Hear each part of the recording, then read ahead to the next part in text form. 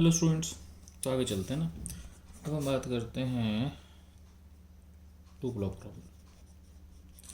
ये फ्रिक्शन की as such one of the सबसे बदनाम प्रॉब्लम है। इससे बच्चे बहुत डरते हैं, हालांकि कुछ होता नहीं बच्चों को डरने का।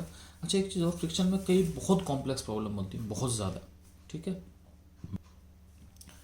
अब ऐसी प्रॉब्लम्स को मैं एक आज छोड़ रहा हूँ और उनके वैसे ही बहुत रेयर है आना। तो मैं होप सो अभी तो नहीं, लेकिन शायद अगले चैप्टर के बाद कभी भी बीच में एक वीडियो बना के उसकी भी डाल दूंगा ना। कुछ एक बहुत कॉम्प्लेक्स प्रॉब्लम्स हैं, तो जब आएंगे सामने तो डाल दूंगा। हो सकता है इसके बाद ही डाल दूँ, टू ब्लॉक के बाद ही, या हो सकता है कि अगला चैप्टर जो सर्कुलर उसके बाद डाल दूँ, लेकिन डाल दूंगा ना सीरियल वाइज में ना। तो हम चलते हैं फ्रिक्शन टू ब्लॉक प्रॉब्लम। कोई मुश्किल नहीं है, इसको आराम से देखते हैं। देखो क्या होता है, मैं समझाता हूँ। तो पहला क्वेश्चन क्या है कि एक 2 किलो का ब्लॉक, एक 3 किलो का ब्लॉक है, ज़मीन स्मूथ है और इसमें म्यू 0.5 है।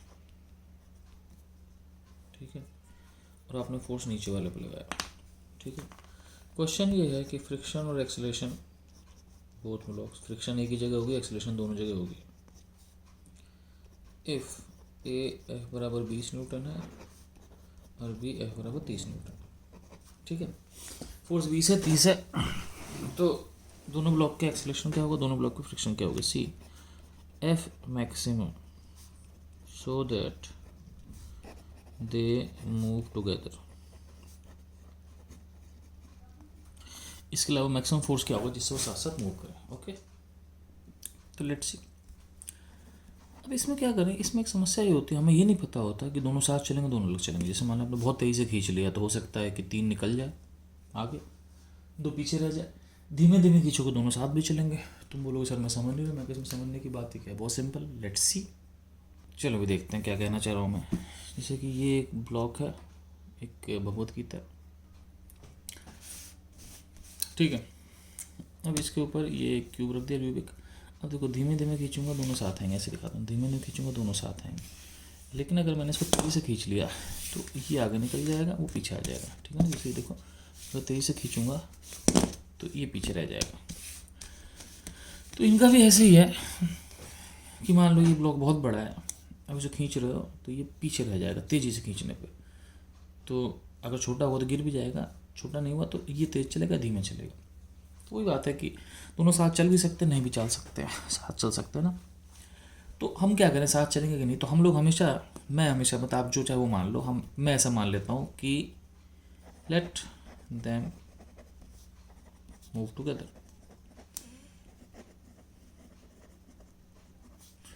LTMT हम मान लेते हैं कि दोनों साथ चल रहे हैं।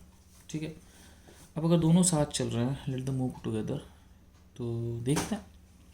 अब दोनों साथ चल रहे हैं तो एक 2 किलो है, एक 3 किलो है, ये फोर्स है। अब दोनों साथ चल रहे हैं, ध्यान रखना कि 2 भी आगे चल रहा है, तो 2 पे दोनों साथ चल, स्टैटिक फ्रिक्शन लगेगा। अब 2 पे स्टैटिक आगे लगेगा, 3 पे स्टैटिक पीछे लगेगा, क्योंकि ये एक्शन रिएक्शन है। लेकिन 3 आगे चल रहा है ना।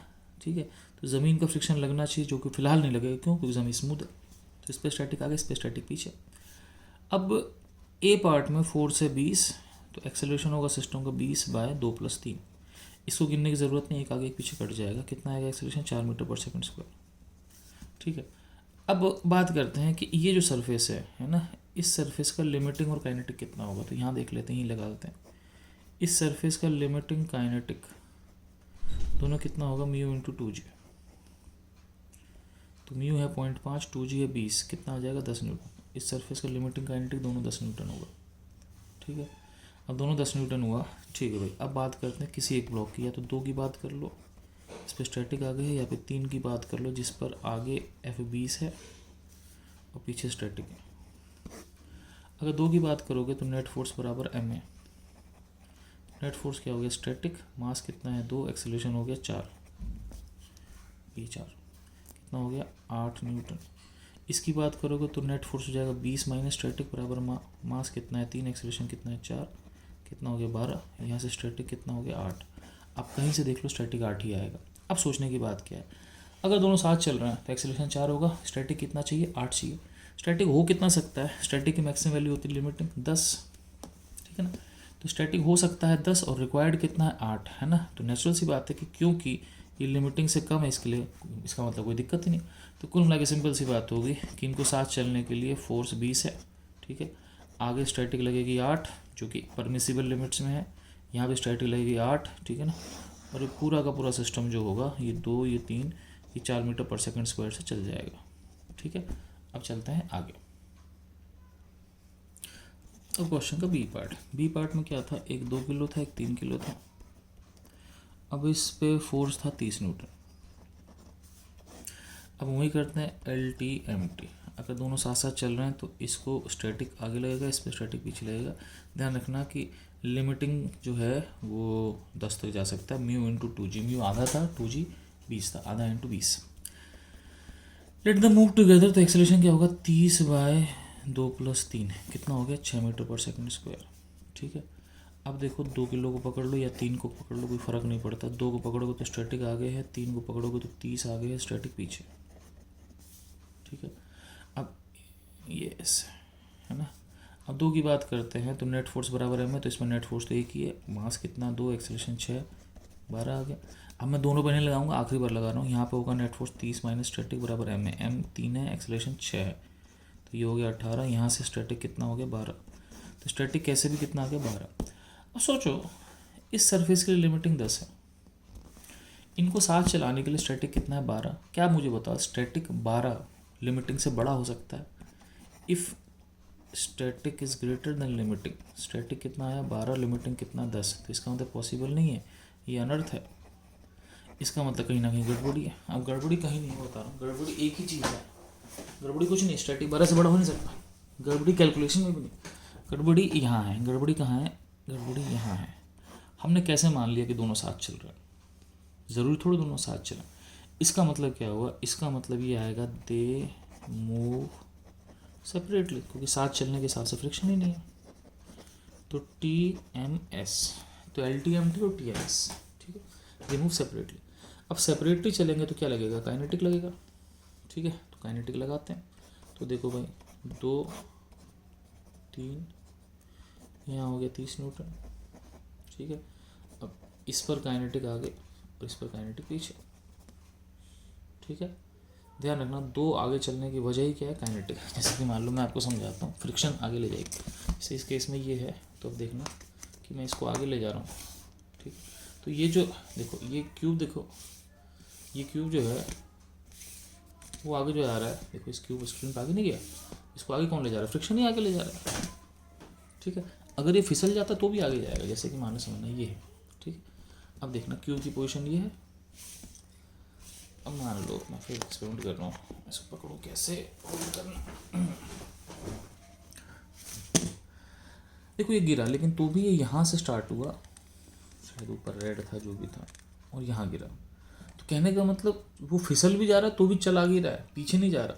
फिसलने का रीज़न क्या है कि बुक ज़्यादा आगे जा रही है, कम आगे जा रहा है, लेकिन दोनों ही आगे चल रहे। तो ये फिसल रहा है नहीं फिसल रहा, काइनेटिक आगे लग रही है, ठीक है। अब काइनेटिक लिमिटिंग दोनों हमने कितना निकाला था 10, ये भी 10। अब एक्सेलरेशन सिंपल है, अगर एक्सेलरेशन 2 kg की निकालो तो नेट फोर्स कितना है 10, मास 2 है, 5 हो गया। ऐसी एक्सेलरेशन अगर 3 kg की निकालो तो आगे 30 पीछे 10 डिवाइड मास 3, तो आंसर आ गया 20/3। तो मैंने क्या किया, दोनों का एक्सेलरेशन निकाल लिया, फ्रिक्शन निकाल लिया, ठीक है। अब चलते हैं तीसरे पार्ट। अब क्वेश्चन का अगला पार्ट क्या था कि बताओ कि ये मैक्सिमम फोर्स कितना है कि ताकि साथ साथ चलें। मैक्सिमम होता है, इससे ज़्यादा होगा तो फिसल जाएंगे, इससे ज़्यादा होगा फिसल जाएंगे, इसका मतलब यहाँ पे लग रहा है लिमिटिंग 10। अब ध्यान रखना कि अभी फिसलने वाले हैं, मतलब यहाँ पर 2 और 3 की एक्सेलरेशन सेम है, क्योंकि लिमिटिंग फिसले नहीं है, फिसलने वाले हैं।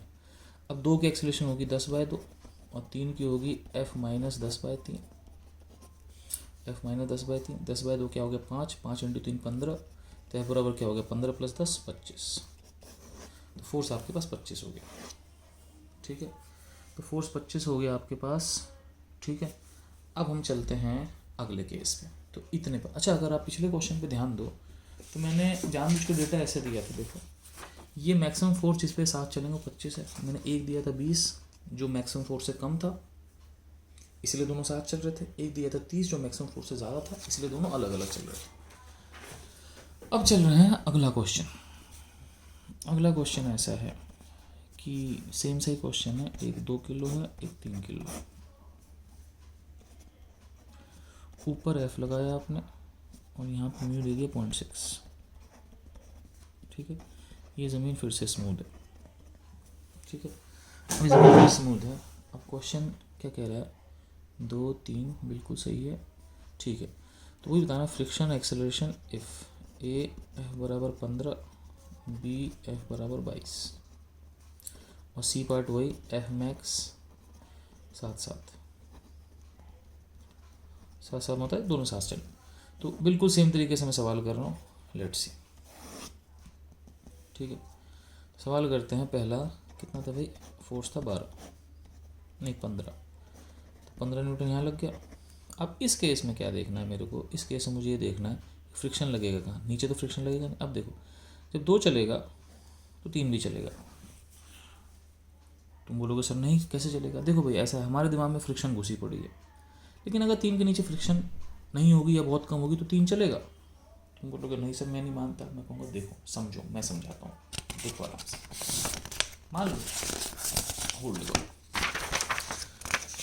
कि ये कोई पहिए वाली चीज़ है, फ्रिक्शन बहुत कम है, ना के बराबर है। ऊपर तुमने एक और चीज़ रखती है, अब बताओ इसको चलाओगे तो ये चलेगा कि नहीं चलेगा, चलेगा नहीं। और एक्सपेरिमेंट देखो। अब देखो मान लो ये कार, इसको ब्लॉक मान लें, जब पहिए मतलब फ्रिक्शन बहुत कम है, पहियों के कारण फ्रिक्शन बहुत डिक्रीज है। अब इसके ऊपर क्या करते हैं हम लोग, एक किताब रख देते हैं। ठीक है, दिख रही। अब मैं इस किताब को आगे खींच रहा हूँ, देखो ये आगे चल रहा है। अब मुझे बताओ, मैं तो किताब को खींच रहा हूँ ना, इसको आगे कौन ले जा रहा है, फ्रिक्शन। ठीक है, तो कहने का मतलब सिंपल सी बात है कि अगर आप इस पर लगाओगे तो चलाने के लिए इस पर फ्रिक्शन आगे लगेगी, इस पर फ्रिक्शन पीछे लगेगी। इस फ्रिक्शन की जो मैक्सिमम वैल्यू है, जिसको मैं लिमिटिंग या काइनेटिक बोल सकता हूँ, वो होगी म्यू इंटू 2g। म्यू मैंने दिया था 0.6 इंटू 2g, 0.6 इंटू 20 12 हो गया। तो यहाँ पे मैक्सिमम हो गया 12। ठीक है, अब हम लोग करते हैं ए पार्ट। ए पार्ट क्या है आपके पास, फोर्स है 15, फोर्स 15। तो वही करते हैं एल टी एम टी।